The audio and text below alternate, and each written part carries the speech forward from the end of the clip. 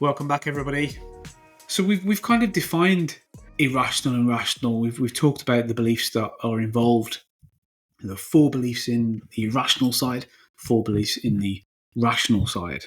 But what is it, Stu, that, for example, makes demandingness irrational? So I want something and therefore I must have it. Why is that irrational? By holding such demands, we're more likely to experience maladaptive emotions. Of course, we're going to experience some sort of negativity, but these negative emotions are maladaptive, so unhelpful or unhealthy. It contradicts what you're trying to achieve. And I think that's the key distinction between irrational and irrational. It's not the practitioner saying, Okay. you aren't believing the right things. Yeah. You're saying that it's irrational because it's dysfunctional. It doesn't help me towards my goal. Okay. And it's rational if it's functional. It does help me towards my goal. Exactly that. So I believe that, say I'm in a performance setting, I believe that I'm not very good at passing. Mm-hmm. And that is kind of influenced me to not wanting to receive the ball, and particularly not making certain passes. Yep. Therefore, the manager says to me, you didn't really play very well today. And I'm thinking, I'm moving away from my goal. Okay. Is me not thinking I'm very good at passing irrational? In that sense, yes, because you are not receiving the ball, wanting to receive the ball. Okay. What if it's true that I'm not very good at passing? Yeah, sorry. No, yeah, I need to assume it's true. This is where it gets tricky. So functionality is certainly part of the criteria for irrational and rational beliefs. And this is something we've talked about a lot, and something I'll write about quite a bit in the book, because it is tricky when you make the case for functionality, because it basically means that anybody can believe anything as long as it's helping them. And that's fine within certain contexts. But there are other criteria here, aren't there, within REBT around rationality? You've chosen a very pragmatist definition of rationality there, one that probably Steven Pinker would have. Does it get me towards a goal? I would probably prize evidence and logic probably a bit more than function. And the reason I would do that is because an irrational belief might be helpful in one setting and not in another. And the evidence indicates that over a period of time, that irrational beliefs aren't particularly helpful from a mental health perspective. So in some ways, yes, it can be driven by context. Believing something in that context might be helpful or unhelpful for that particular thing. But I think in some ways we have to try to take a wider perspective when we're working with people and saying, well, I know it's helpful here, but let's think about the longer term. Is that belief something that you think will help you over a longer period of time? And that's when it's hard to support irrationality. So my example there of I'm not a very good passer, is that irrational? Well, it might be true. So does it meet the criteria for irrationality if the facts of the case are actually, yeah, I'm not a very good passer? I think where it may extend into irrationality is I'm not a very good passer, therefore I am worthless or I am useless. I think then I'm not a very good passer. And I want to be a very good passer, and I must be, and the fact that I'm not is intolerable to me and awful and terrible in the end of the world. And exactly. So I think, we have to distinguish when something becomes irrational, and it's really that second part, isn't it?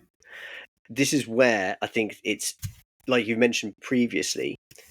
As humans, we have these wants, and they almost like transform into a demand, and that's when something will become irrational or unhelpful. For sure. Yeah, I just really want to clear this up for people, because people often talk to us about these kinds of things. If it's helpful, is it automatically rational? If it's unhelpful, is it automatically irrational? Well, we have to try to figure out some other criteria. Now, in REBT, we have evidence and logic as well, don't we? That can help us distinguish whether something's an irrational or rational belief. Technically, within REBT, an irrational belief is something that is not based on fact. And I'll come back to this because it's really important. It's not based on fact. It is inconsistent with reality. It breaks the laws of logic, and or it's dysfunctional. And that's those criteria are what helps us to determine whether a belief is irrational or rational. Now, I would probably add to that by saying that not only is an irrational belief not true, an irrational belief is never true and can't be true. So let's use our passing example. I'm not a very good passer. Well, that could be true.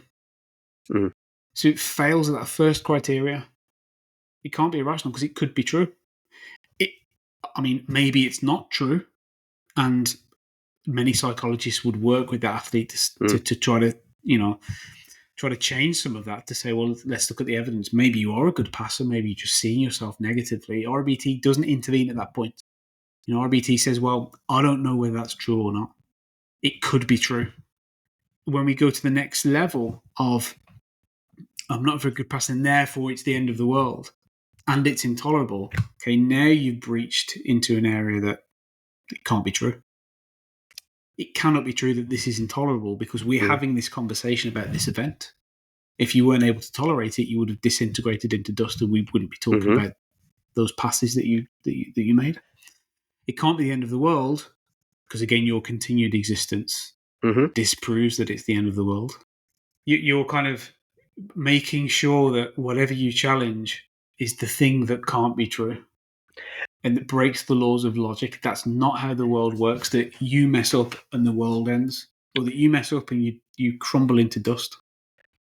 There's so many sort of really nice nuggets in there. The example I really like, actually, I forget where I've picked this up, Martin, but I really like this one about the coach doesn't like me, and that's like causing me distress.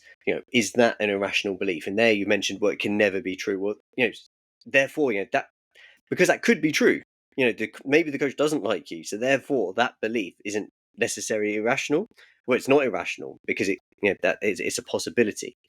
However, if that then extends into, well, the coach, I don't think the coach likes me, and everyone must like me, or it would be the end of the world if he didn't like me. Now we're starting to see, well, hang on, he doesn't have to like you, or she doesn't have to like you, and it's not the end of the world if he or she doesn't like you. So now it becomes an irrational belief. So I think as practitioners, we need to probe a little bit more around there. Well, let's continue that example. Let's think about before the perception is made that the coach doesn't like me. Okay. I have the belief that I want to be liked, but it's more than that. It's that I have to be liked by people. That it's fundamental to me. It's a need that I have. I have to be liked. And if somebody doesn't like me, it's intolerable. I can't stand it. Because to me, that means they're saying I'm a completely unlikable person. Okay. So you have three rational beliefs: demandingness, frustration, intolerance, and depreciation. I'm going into the world with those beliefs, and I'm processing the world through those beliefs. Okay. Then I'll go to training one day, and the coach says hello to every athlete, but doesn't say hello to me. And I read that because of my demand that I have to be liked.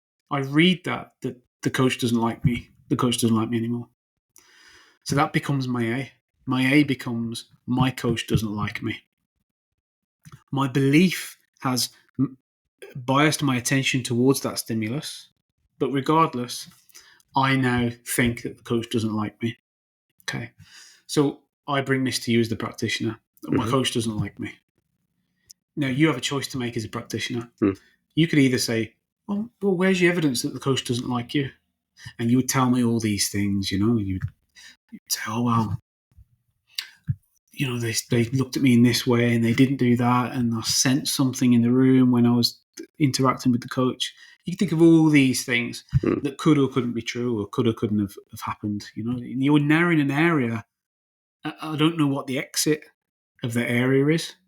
It's basically you telling me things about the situation that I can't validate, that has led you to believe the coach doesn't like you. And then as a practitioner, what I tend to start to do then is start to make excuses for the coach. Well, maybe they were having an off day. Maybe it wasn't exactly how you saw it.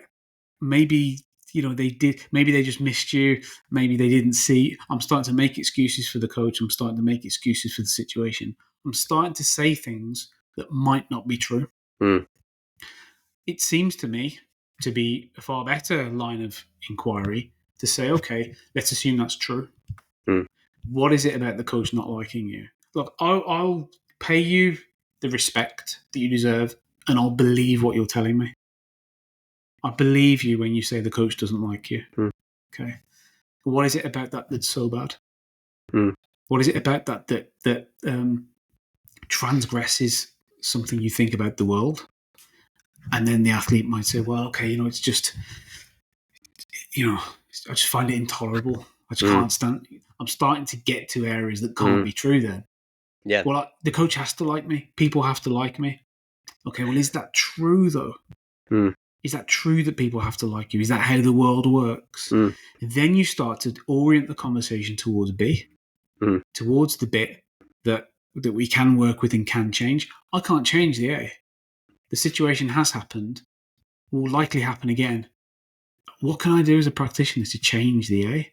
Or do I have to work with you every time you go into a situation just in case you perceive an A? Or do I work with you on these rules that you had going into that situation so that when you go into a similar situation, you actually come out going, well, I don't know if they like me or not, but I don't need to be liked anyway. And even if he doesn't like me, it's not going to kill me. It's not the end of the world. That, to me, makes it more likely that the athlete can then approach the coach and say, I've sensed some stuff between us. I don't know if I'm reading too much into this. It makes it more likely that they're going to have that conversation that works out that conflict, rather than they don't like me, they hate me, it's final. I'm best off avoiding them or having an aggressive altercation with them.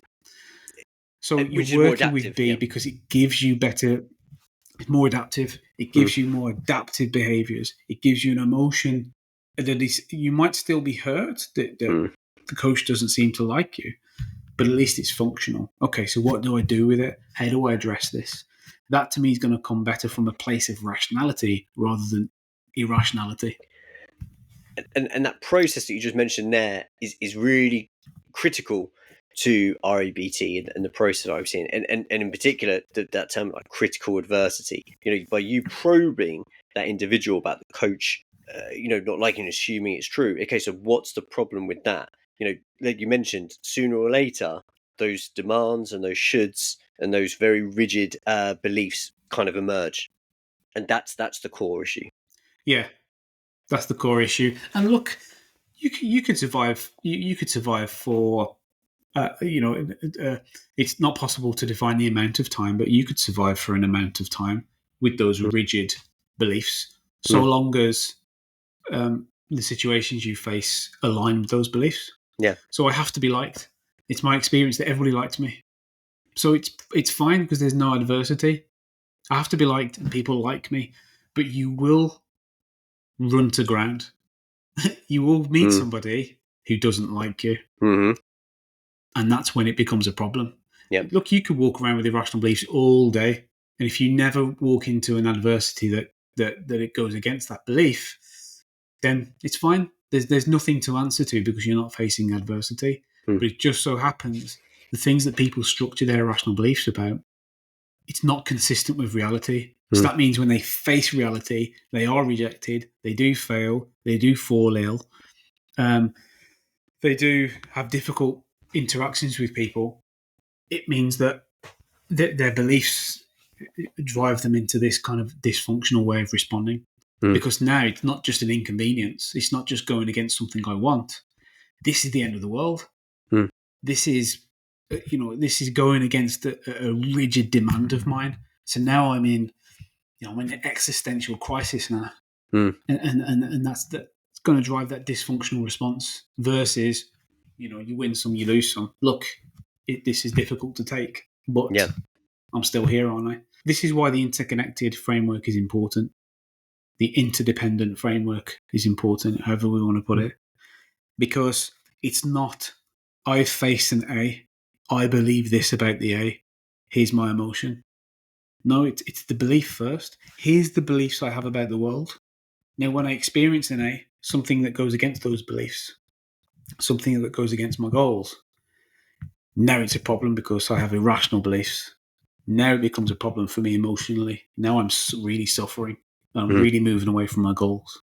I already have those beliefs going in to the A, and it's in partly what makes it an A. Yep. The fact that I believe that I must and I haven't got. So it's kind of the reason I say this is because we want to make sure that we're proactive, not just reactive, waiting for people to face A's so we can help them. No, we can help people to structure these beliefs that helps them into the future facing these different adversities. So, coming back to our point around how do we define irrational and rational, it's about truth, logic, and function. Each of those qualities is important, I think. I don't think it can just be function or just be truth or just be logic. In our example that we made there, just relying on truth might not be helpful either. But certainly just relying on function it isn't necessarily the whole definition of rationality.